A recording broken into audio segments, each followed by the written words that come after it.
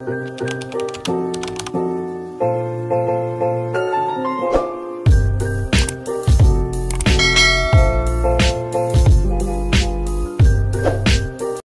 po aking mga kananay. Good morning po sa inyong lahat.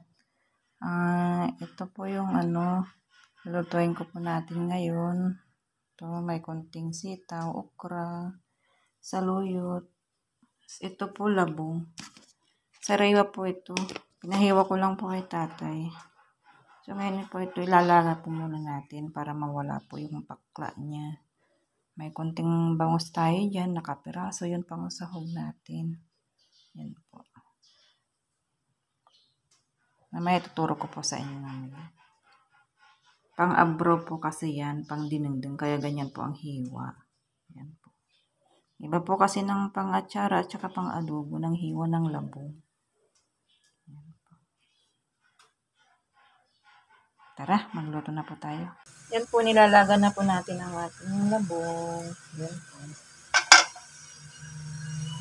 Yung unang laga po yan aking mga kananay, tatapon po natin kasi yan po yung mapakla. Kikita nyo po pagka kulo.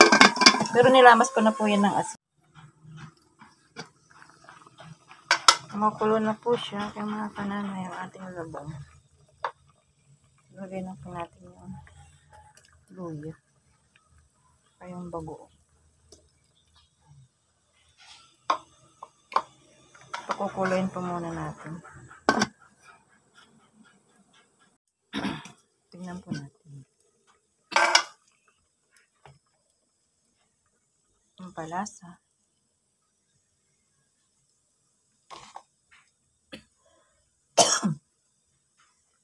Yung konting bangus po.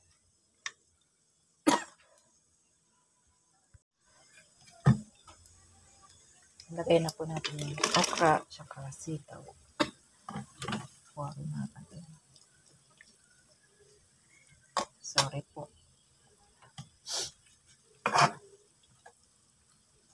Tugas na po yan.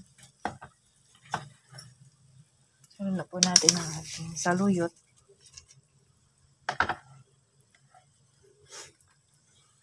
Yan po.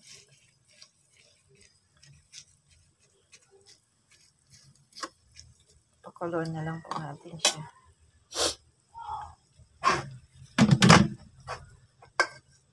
Siyempre, tatakpan po natin. Charot! Tignan po natin. Yan, luto na po na naman ang ating gulay. Labong, saluyot, sitaw, okra. Yan po. Tignan po tayo. Ang sarap po niya aking mga kananay. Pwede na po yun.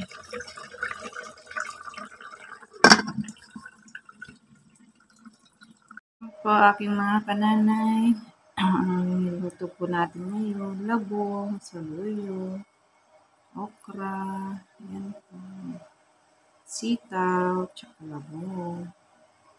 Yummy na naman po aking mga kananay. Yan po, umuusok pa po. Yan. Kaya po ako ganito po lagi niluluto ko pa aking mga kananay. Puro po tayong Ilocano, Ilocana. Charot. Kaya mahilig po tayo ng gulay. Yan, ang sarap-sarap niya.